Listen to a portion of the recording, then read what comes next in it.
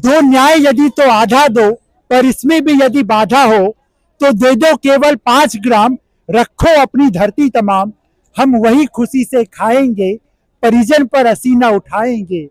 दुर्योधन वह भी दे ना सका, आशीष समाज की ले ना सका, उल्टे हरि को बांधने चला, जो था असाध्य साधने चला। जब नाश मनुष्य पर छाता है, पहले विवेक मर जाता है। जब नाश मनुष्य पर छाता है, पहले विवेक मर जाता है। जी हाँ, जंतर मंतर पर आज भूख हड़ताल का ये 22वां दिन है, 19 जुलाई की तारीख, और यहाँ पर हजारों हजार की संख्या में लोग मौजूद हैं।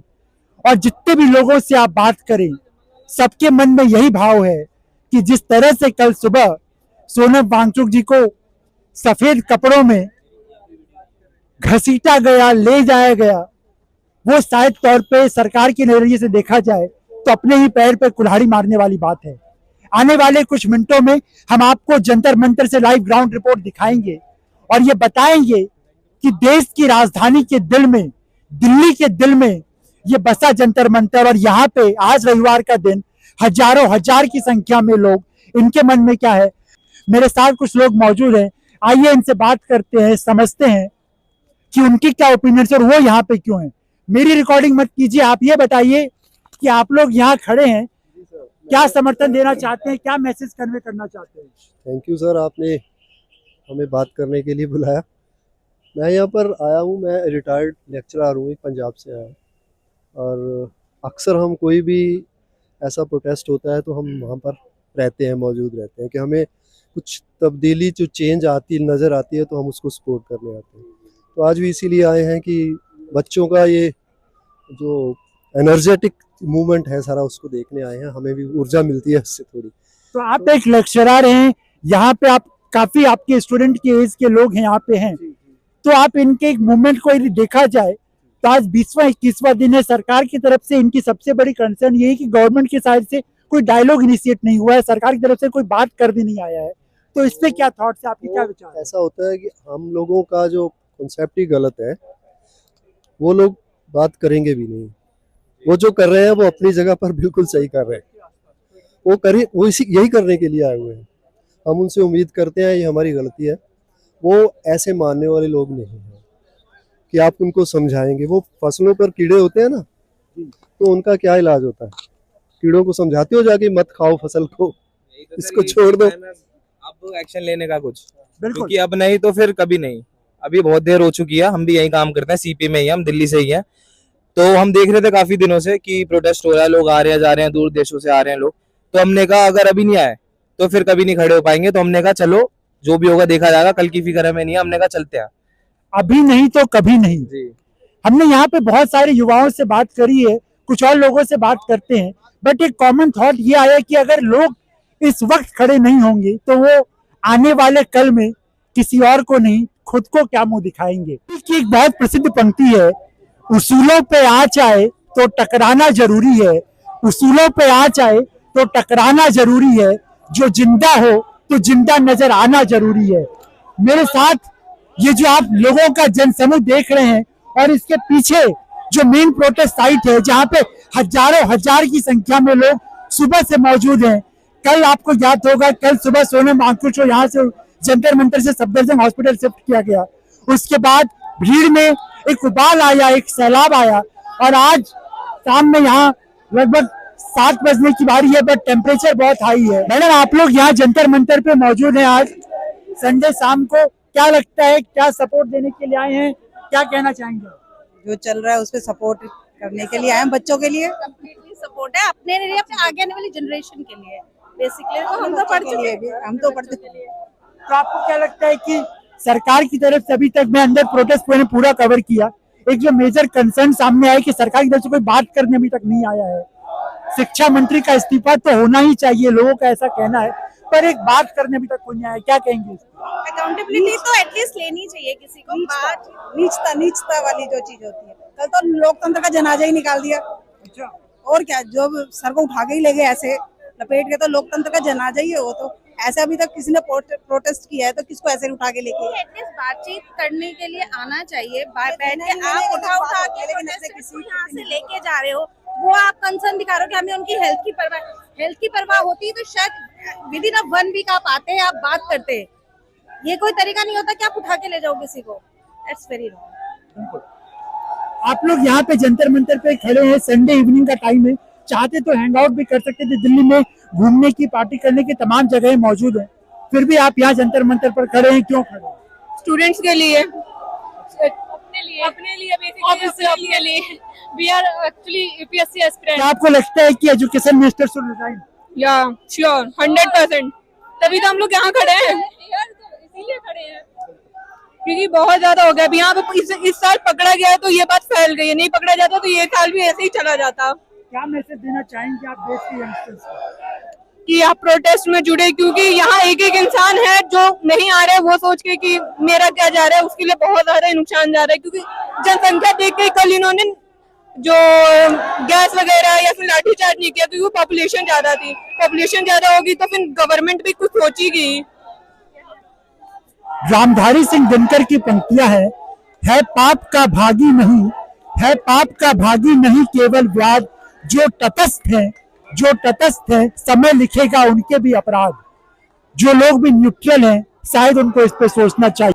टेम्परेचर की बात करें तो लगभग 45 से 50 डिग्री का तापमान है, काफी उमस है, काफी ह्यूमिडिटी। आप देख पा रहे हो कि मैं खुद पसीने से तरबतर हूँ और मेरे साथ जो लोग भी यहाँ पे सुबह से डटे हुए हैं, पिछले 15-20 दिनों से डटे हुए हैं, आइए उनसे बात करते हैं, समझते हैं कि आखिर क्या मजबूरी है कि लोग अपनी घर की सुख सुविधाओं को छोड़ के यहाँ सड़कों पे दोपहर की गर्मी में, दिल्ली की तपती दोपहरी में, उमस भरी शाम में यहाँ बिताने को मजबूर है। अपने बारे में बताइए और क्या कहना चाहेंगे आप? पहले तो मैं आपके चैनल को, सभी दर्शकों को धन्यवाद देना चाहता हूँ। मैं आकाश यादव, राजवीर इलाहाबाद विश्वविद्यालय से। आपने एक शब्द का जिक्र किया, मजबूरी क्या है? मजबूरी है नहीं, मजबूरी बनाई गई है। और किसके लिए बनाई गई है? एक मध्यम परिवार के उस इंसान के लिए जो 2 रोटी के लिए मेहनत करता है, अपने बच्चों को पढ़ाता है, बाहर रहने के लिए 10,000 रुपए भेजता है दिल्ली जैसे शहरों में। और शहरों में तो वो ऐसी परिस्थितियां जनरेट कर रहे हैं खुद जानबूझकर। ये मजबूरी नहीं है। हम लोग तानाशाही के खिलाफ यहाँ लड़ाई लड़ रहे हैं। आज 22 दिन हो गया, 22वां दिन है। 21 दिन से कल जिस तरीके से सोनम सर को यहाँ से उठाया गया, जिस तरीके से, वो एकदम निंदनीय कार्य था। क्या इन लोगों के पास दिल नहीं है? सरकार तो कह रही है उनकी सेहत को बचाने के लिए, उनकी जान बचाने के लिए उनको। अरे उनकी सेहत को बचाने के लिए आप अगर उनके हिमायती हैं तो उनसे बात क्यों नहीं कर रहे हैं? 20 दिन तक आप कहाँ थे? कहाँ थी आपकी वो हिमायती पना? वो कहाँ थे आप 20 दिन के बाद ही उनको उनका सेहत या उनकी चीजों के लिए आपकी नींद खुली है? अरे मैं इस गूंगी बहरी और लंगड़ी सरकार से कहना चाहता हूँ, अरे मूर्खों, अरे चोरों, अरे मूर्खों, अरे चोरों, सुधर जाओ। क्या तुम्हारे पास बीवी बच्चे नहीं है? कितनी गर्मी है, कितनी 100 लोगों की जगह में कम से कम 1000 से 2000 लोग हैं। बताइए क्या करे वो विद्यार्थी? वो मानसिक प्रताड़ना से जूझ रहा है, परिवार वालों के टोंट से जूझ रहा है।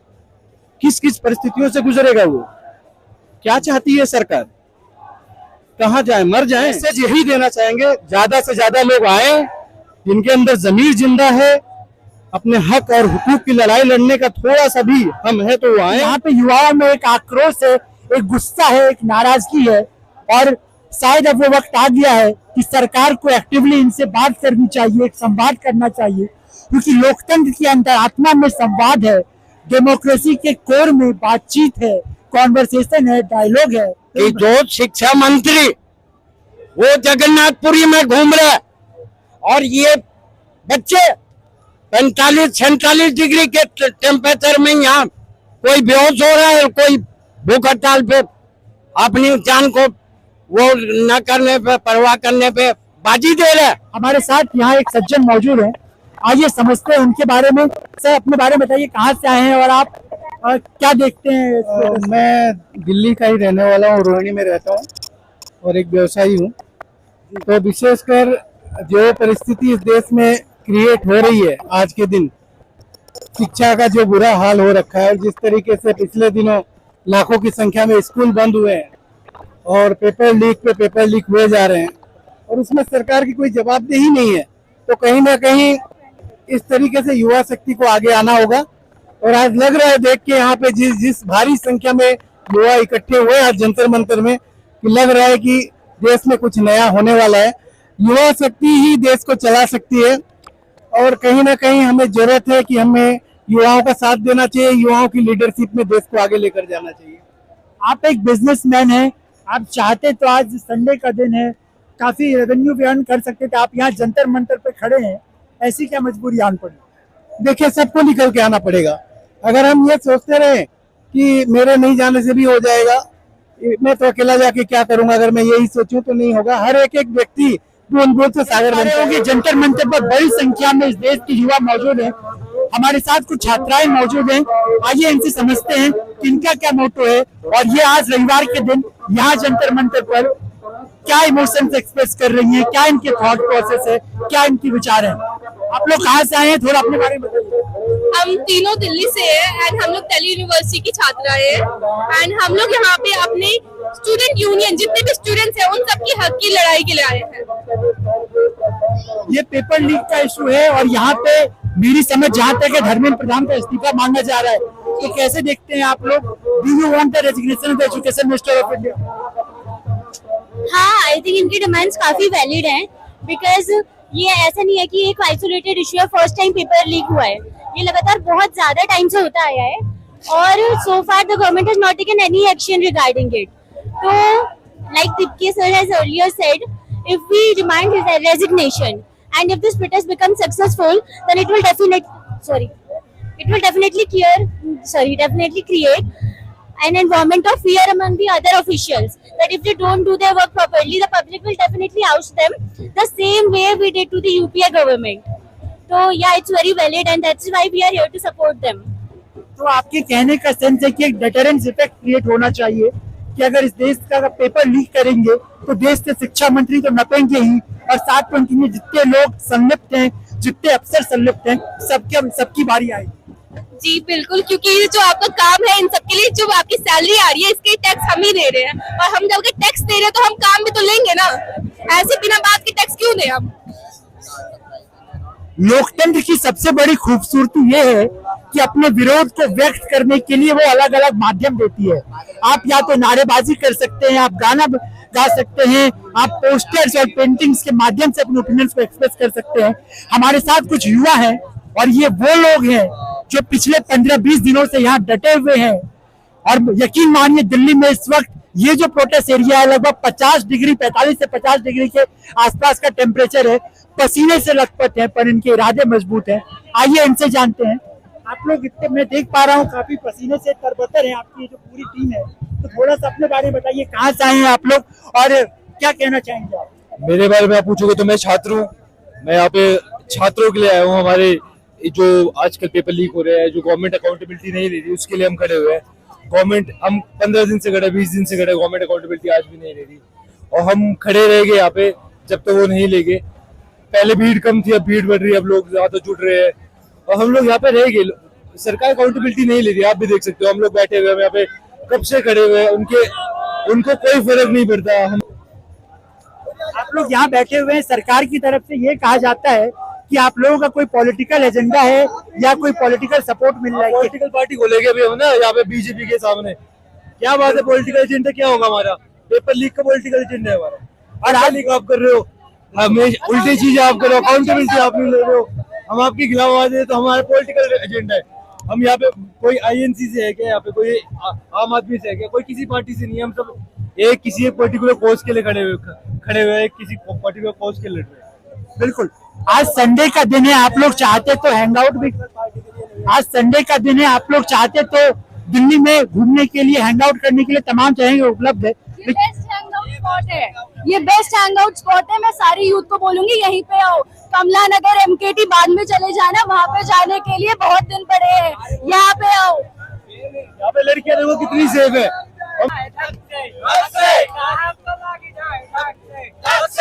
बड़े लोग इनके बंगला दो बंगला, बड़े लोग इनके बंगला दो बंगला, बड़े लोग इनके बंगला दो बंगला, बड़े लोग इनके बंगला दो बंगला। और भैया झूमर अलग से। हमारे साथ अलग अलग लोग हैं, आप देख पा रहे होंगे लोग एक दूसरे की मदद कर रहे हैं। वहाँ से पार्लियामेंट जांच का कॉल दिया गया है। सुबह 7 बजे यहाँ सुबह पार्लियामेंट जाने के लिए तैयार हो जाएंगे। मैं चाहती हूँ पूरा देश आए, कोने कोने से बच्चा परिवार आए और अपनी आवाज उठाए, क्योंकि हमारा देश कई सालों से एजुकेशन के नीचे दबा हुआ है और अब नीचे के बीज से लेके ऊपर के पेड़ तक, नीचे के बीज से लेके ऊपर के फल तक सब कुछ सही करना पड़ेगा। आज नहीं तो फिर कभी नहीं कर पाओगे अगर आज नहीं किया। ये मौका दोबारा नहीं आएगा। 20 तारीख को सब लोग एक साथ आओ, सब एक साथ आओ। तो मैं आ रहा है। Thank you. आपने अक्सर देखा होगा इस देश में रोज शाम को 5 बजे से लेकर रात के 10 बजे तक सारे न्यूज चैनलों पर हिंदू मुसलमान के नाम से एक खुली लड़ाई होती है। यदि वो कहूं तो अतिशोक्ति नहीं होगी, लेकिन भारत का संविधान अनेकता में एकता के भाव को दर्शाता है। और आज जंतर मंतर पे एक बहुत खूबसूरत नजारा हम अपने दर्शकों को दिखा रहे हैं, जहां आप मेरे साथ देख रहे हैं। मेरे साथ एक हिंदू धर्म के प्रतिनिधि भी हैं और एक मुस्लिम धर्म के प्रतिनिधि भी हैं। तो आइए सीधे बात करते हैं उनसे और उनसे समझते हैं कि उनके क्या विचार हैं इस जंतर मंतर के आंदोलन पे। तो आप लोग यहाँ 2 अलग अलग धर्मों से बैठे हुए हैं, क्या कहेंगे हमारे दर्शकों को, क्या संदेश देना चाहेंगे आप? देखिए, मैं पंडित विष्णुकांत शर्मा, संविधान कथावाचक, ग्वालियर से यहाँ सिर्फ धर्मेंद्र प्रधान के इस्तीफे के लिए आया हूँ। सोनम वांगचुक जी के समर्थन में आया हूँ, क्योंकि सोनम जी जो है देश की धरोहर है और शिक्षा में सुधार चाहते हैं। और शिक्षा पूरी तरह जो है भाजपा आरएसएस के राज में पूरी तरह बर्बाद हो गई है। 93,000 से ज्यादा सरकारी स्कूल बंद हो गए हैं, मूलभूत सुविधाएं नहीं है, सारे आंकड़े आपके सामने हैं। तो मैं ये विनती कर रहा हूँ कि सरकार हमारी सुने और धर्मेंद्र प्रधान का इस्तीफा ले, जिससे ये जो युवा है इनमें आक्रोश है, लेकिन संविधान का सब लोग पालन कर रहे हैं। सत्य अहिंसा के मार्ग से जो है पूरा भूख हड़ताल चल रही है और आगे भी चलती रहेगी जब तक कि धर्मेंद्र प्रधान का इस्तीफा नहीं हो जाता। बिल्कुल। तो ये सुना आपने पंडित विष्णुकांत शास्त्री को, जो कि ग्वालियर से आए हैं।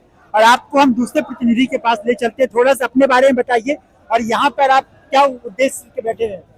जी, मेरा नाम मौलाना मोहम्मद ज़बीहुल्लाह कासमी, मैं सूरत गुजरात से यहाँ आया हूँ इस प्रदर्शन में हिस्सा लेने के लिए। देश की हालत बहुत बद से बदतर होती जा रही है। लोग कह रहे हैं कि मुद्दा एक तो नहीं, अनेक मुद्दे हैं।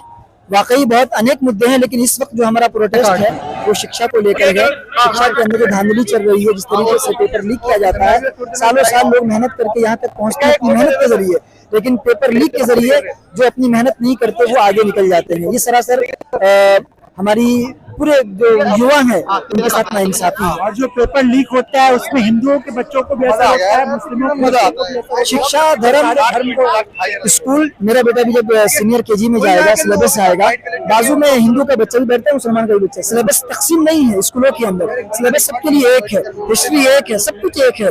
जब तालीम एक है वहाँ स्कूलों में, तो फिर एकजुट मिलकर हम लड़ रहे हैं, लड़ेंगे। और ये भाईचारे की हमारी मोहब्बत है। बिल्कुल। तो यहाँ से जो भाईचारे की एक साजिश संस्कृति आप देख रहे हैं, शायद देश में इसको बड़े स्तर पर और रेप्लिकेट किया जाए और फैलाया जाए, तो मुझे लगता है कि भारत बेहतर होगा। यदि आप इंस्टाग्राम पे देश की राजनीति को फॉलो करते हैं तो आपने एक ट्रेनर का वीडियो बार बार देखा होगा, जो लोगों को ये बताते हैं कि राजनीतिक समझ कैसे डेवलप की जाए, पॉलिटिकल ट्रेनिंग कैसे, वो अपनी रील्स के माध्यम से काफी पॉपुलर व्यक्ति हमारे साथ शहनवाज चौधरी जी हैं। सर, बहुत बहुत स्वागत है आपका, हमसे बात करने के लिए धन्यवाद। आप यहाँ जंतर मंतर पर लगभग 50 डिग्री के टेम्परेचर पे पसीने से लटपट खड़े हैं, क्यों खड़े हैं, क्या मुद्दा है? देखिए, सबको पता है मुद्दा तो हमारे देश की शिक्षा व्यवस्था को जो बर्बाद किया गया है वही मुद्दा है। और देश की शिक्षा व्यवस्था को सुधारने की जिम्मेदारी बच्चों ने ली है। और ये बच्चे जो लड़ाई लड़ रहे हैं सिर्फ अपने भविष्य की लड़ाई नहीं लड़ रहे, ये हमारे आपके बच्चों के भविष्य की लड़ाई भी लड़ रहे हैं। तो मुझे लगता है कि हमें इनका साथ देना चाहिए, इसलिए मैं आया और मैंने अपने सभी साथियों को बोला। यहाँ बहुत सारे वॉलंटियर्स हैं जो हमारी टीम के साथी हैं, काम कर रहे हैं, और हमारी कोशिश यही है कि शांतिपूर्ण कार्यक्रम चलता रहे और इन बच्चों की जो मदद हो सकती है मदद की जाए। सर, आपकी एक पॉलिटिकल अंडरस्टैंडिंग है, एक पॉलिटिकल सेंस, आप एक पॉलिटिकल एनालिस्ट हैं, लोगों को आप इसमें क्या देख पा रहे हैं? एक राजनीतिक दृष्टि से इसका विश्लेषण किया जाए, फ्रॉम अ पॉलिटिकल पर्सपेक्टिव यदि इसका एक एनालिसिस किया जाए तो क्या कहना चाहेंगे आप? देखिए, ऐसा है जो इस समय माहौल चल रहा है देश का, बेरोजगारी बड़ी समस्या है, भ्रष्टाचार बड़ी समस्या है, पेपर लीक बड़ी समस्या है। इन समस्याओं पे कोई बात ही नहीं कर रहा है और सरकार को लग रहा है कोई समस्या नहीं है। तो जब तक सरकार समस्या को समस्या नहीं मानेगी तब तक समाधान नहीं करेगी। तो अभी धर्मेंद्र प्रधान जी का इस्तीफा लेकर के बात खत्म हो सकती थी, लेकिन समस्या यह है कि सरकार ने सोनम वांगचुक जी को उठा करके, अब वो कहते हैं ना कि पहले तो धर्मेंद्र प्रधान जी की कुर्सी खतरे में थी और अभी प्रधानमंत्री कुर्सी खतरे में आ गई है, प्रधानमंत्री को भी इस्तीफा देना पड़ जाएगा। मुझे याद आता है राष्ट्रकवि रामधारी सिंह दिनकर की पंक्तियां हैं, सिंहासन खाली करो कि जनता आती है, जिसको 1974 में जयप्रकाश नारायण ने बहुत छात्र आंदोलन में लार्ज स्केल यूज किया। यहाँ पे आज भारी संख्या में भीड़ है, लगभग हजारों हजार की संख्या में लोग यहाँ मौजूद हैं। तो आपको क्या लगता है कि देश की राजधानी में इतनी भारी संख्या में जब देश का युवा इकट्ठा हो रहा है तो ये क्या पॉलिटिकल मैसेज कन्वे कर रहे हैं? देखिए, पॉलिटिकल मैसेज साफ है बिल्कुल कि सरकार को समस्याओं का समाधान करना पड़ेगा, युवाओं से संवाद करना पड़ेगा, उनकी बात सुननी पड़ेगी, बात माननी पड़ेगी, क्योंकि हमारे जो युवा है वो देश का भविष्य है। अगर देश का भविष्य परेशान है, इस समय बेरोजगारी के कारण परेशान है, पेपर लीक के कारण परेशान है, समय पर परीक्षाएं नहीं हो रही हैं, जो बच्चे पढ़ लिख करके अगर बेरोजगार रहेंगे तो न केवल उस बच्चे का भविष्य बर्बाद होता है बल्कि पूरे परिवार का भविष्य बर्बाद होता है। तो सरकार को न केवल इनकी बात करनी चाहिए, संवाद करना चाहिए, समस्या का समाधान करना चाहिए। सरकार अगर अड़ती रहेगी तो अभी तो ठीक है, इसका कोई पॉलिटिकल एंगल नहीं है, लेकिन कल हो सकता है कल कोई अगर समस्या का समाधान ना हो तो पॉलिटिकल एंगल भी आएगा इसमें। आपने बहुत इंपॉर्टेंट मुद्दा उठाया, ये अब 20वां या 21वां दिन है और सरकार की तरफ से कोई संवाद करनी नहीं है। एक डेमोक्रेसी के कोर में जो डायलॉग होता है वो डायलॉग अभी तक एस्टैब्लिश नहीं हुआ। अन्ना आंदोलन में हमने देखा था कि एक कम्युनिकेशन चालू था, कम्युनिकेशन लेवल्स बन नहीं हुए थे, यहाँ पे वो कम्युनिकेशन पूरा ठप है। तो इस पे क्या कहेंगे? देखिए, केंद्र में उस समय कांग्रेस की सरकार थी, यूपी की सरकार थी, थोड़ी संवेदनशील सरकार थी। वर्तमान में सरकार संवेदनशील नहीं है, वो ना तो समस्या को समस्या मारने को तैयार है, उनको लग रहा है ऐसे युवा आ गए परेशान है और चुपचाप चले जाएंगे, जबकि ये समस्या इतनी गंभीर है। मैं कर्जे की मुक्ति पर भी काम कर रहा हूँ और भी विषय पर काम कर रहा हूँ। देश की आर्थिक स्थिति, देश की शिक्षा की स्थिति बहुत ज्यादा खराब है और जब तक इसको ठीक नहीं किया जाएगा तब तक समाधान नहीं हो पाएगा और सरकार को ये बात समझनी पड़ेगी। इस आंदोलन में हिंदुस्तान के लोग तो हैं ही, साथ साथ भारत के मित्र देशों जैसे तिब्बत से भी कुछ लोग आए हैं। हमारे साथ एक व्यक्ति मौजूद है, आइए उनसे बात करते हैं और समझते हैं। सबसे पहले ये बताइए आप कहाँ से आए हैं और आपका नाम क्या है? मेरा नाम है तेंजिन और मैं तिब्बत से आया हूँ। आप तिब्बत से आए हैं, आप क्या सपोर्ट करने के लिए आए हैं, क्यों आए हैं? हम यहाँ पर आए हैं भारत के भविष्य, जो भारत के बच्चे हैं जो अभी नीट के एग्ज़ाम में पेपर लीक हुआ है उसके सपोर्ट के लिए आए हैं, क्योंकि अगर पेपर ऐसे लीक होगा तो भारत का भविष्य बहुत खराब होगा इस वजह से। लेकिन जो लोग इसको देखेंगे वो तो कह रहे हैं कि भाई आप तिब्बत से हैं, ये इंडिया का इंटरनल मैटर है, फिर इसमें आपकी जो एक इन्वॉल्वमेंट है इसको कैसे देखते हैं? तिब्बत और भारत का रिलेशन पहले से ही बहुत अच्छा है और तिब्बत भारत का बहुत सपोर्टिव कंट्री है, इस वजह से हम सपोर्ट करने आए हैं भारत के बच्चे के लिए, क्योंकि बच्चे जो इंडिया का फ्यूचर है, इस वजह से। जी, आपको एक और, हम यहाँ कुछ लोग और मौजूद हैं, एक कंसर्न सामने आता है कि मेन स्ट्रीम मीडिया जो है वहां पे इस इशू को जितनी प्रमुखता दी जानी चाहिए, जो कवरेज दी जानी चाहिए, वो अभी तक नहीं आया है। तो आप लोग, अभी मैंने देखा कि उस नारा लगाते हुए आ रहे थे, तो न्यूज चैनल्स पे चाहे जो भी देश के बड़े बड़े, मैं नाम नहीं ले रहा हूँ किसी का, लेकिन फिर भी उनको जिस लेवल पे जिस इस आंदोलन को कवरेज मिलनी चाहिए वो नहीं किया जा रहा है। इस पे क्या देखते हैं आप, क्या कहना चाहेंगे? देखिए, जो देश में जो तानाशाही चल रही है, जो गवर्नमेंट आज की डेट में, वो सब मीडिया बिका हुआ, कोई चैनल पे नहीं दिखा रहा। देखते ही नहीं, चैनल देखना, टीवी देखना ही बंद कर दिया। हमने बंद कर दिया दिल्ली के अंदर टीवी देखना। हम सिर्फ ये कांग्रेस जनता पार्टी को सपोर्ट कर रहे हैं, कह रहे हैं दिल्ली की जनता। तो अभी आए, कल भी आएंगे और आते रहेंगे। अब हम दिल्ली की पब्लिक है, तो आएंगे, हम दिल्ली आएंगे। लोकतंत्र का चौथा स्तंभ मीडिया को कहा जाता है, और आज के समय में जब मेन स्ट्रीम मीडिया ऐसे मुद्दों को प्रमुखता नहीं दे रही है, एक मेन कवरेज नहीं दे रही है, जो यूट्यूबर्स हैं या जो छोटे छोटे मीडिया हाउसेस हैं वो जमीन पे आके हमारे ऐसे लोग यहाँ पे कवर करने की कोशिश कर रहे हैं, लोगों के सामने इसको लाने की कोशिश कर रहे हैं, तो क्या आपको लगता है कि जो देश का चौथा स्तंभ है वो मेन स्ट्रीम मीडिया नहीं, जिसको मैं एक डेमोक्रेटाइजेशन ऑफ मीडिया हो रहा है, ये एक अच्छी चीज है? देखिए, जो ये यूट्यूबर्स है, इनकी वजह से पब्लिक यहाँ देख देख के और ये वायरल हो रहा है। जहाँ भी जो भी वीडियो आप लोगों की जा रही है, तो हम देख, क्योंकि उन्हीं वीडियो को देख के आते हैं। हम ये चैनलों को तो देखते ही नहीं, जो भी गोदी मीडिया है, ये मोदी मीडिया है, चौकीदार का है जो मीडिया, इनको तो हम देखते ही नहीं। सिर्फ यूट्यूबर्स है, इनकी वजह से ही लोगों के अंदर ये बातें, जनादेश जा रहा है, जो भी यहाँ से जा रहा है। भीड़ लगभग डबल हो गई है, तो इसको कैसे देखते हैं आप? क्या लगता है कि ये प्रोटेस्ट किस दिशा में जा रहा है?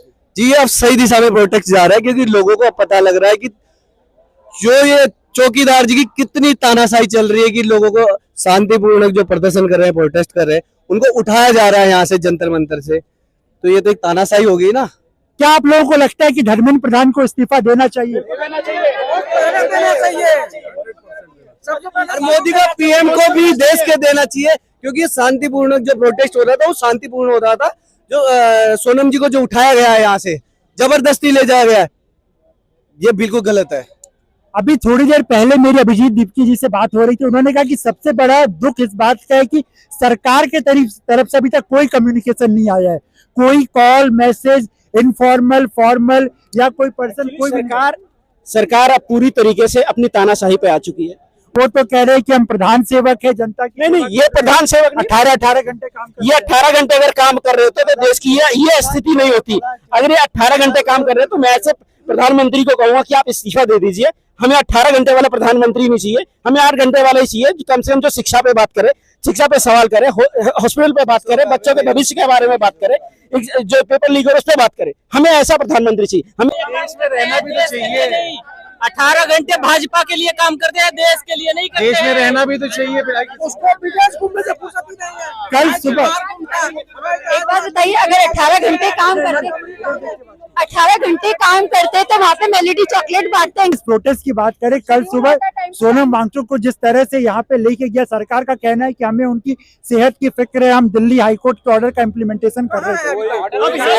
नहीं है, सीधे चीर हरण किया गया है सफेद चादर की आड़ में। सफेद चादर की आड़ में कल लोकतंत्र की हत्या की गई है। अपने काले कारनामों को सफेद चादर की आड़ में उन्होंने ढक दिया है। हमारे गांव जवान में सफेद चादर जब कोई मृत्यु हो जाती है तब उड़ाया जाता है। ये देश के लोकतंत्र की हत्या की है। देश के लोकतंत्र की हत्या पुलिस वाला नहीं था, प्रधानमंत्री किया है। तो सब गुंडा प्रधान इस्तीफा देंगे तो देश में बोलते हैं। देश के पढ़े लिखे साइंटिस्ट को एंटी बोलते हैं। ये भाजपाई अंधभक्त गोबर भक्त। उन्होंने अपनी आईडी दिखाई, कोई सबूत है हमारे पास कि वो गुंडे हैं या पुलिस वाले हैं? ऐसे तो मैं भी कह दूंगा पुलिस वाले, आप भी कह देंगे, आपकी भी हाइट है तो हम भी कह देंगे पुलिस वाले। अभी आप प्रोटेस्ट में चले जाइए, वहाँ आपको बिना नेम प्लेट वाले जवान दिख जाएंगे। अभी जाके आप चाहे देख लीजिए, हम लोग अंदर से आ रहे हैं, वहाँ कम से कम हम लगभग 20 जवान को देखे होंगे जिनके नाम के आगे पूरा नेम प्लेट हटाया हुआ है। हमारे लोगों में एक आक्रोश है, एक नाराजगी है।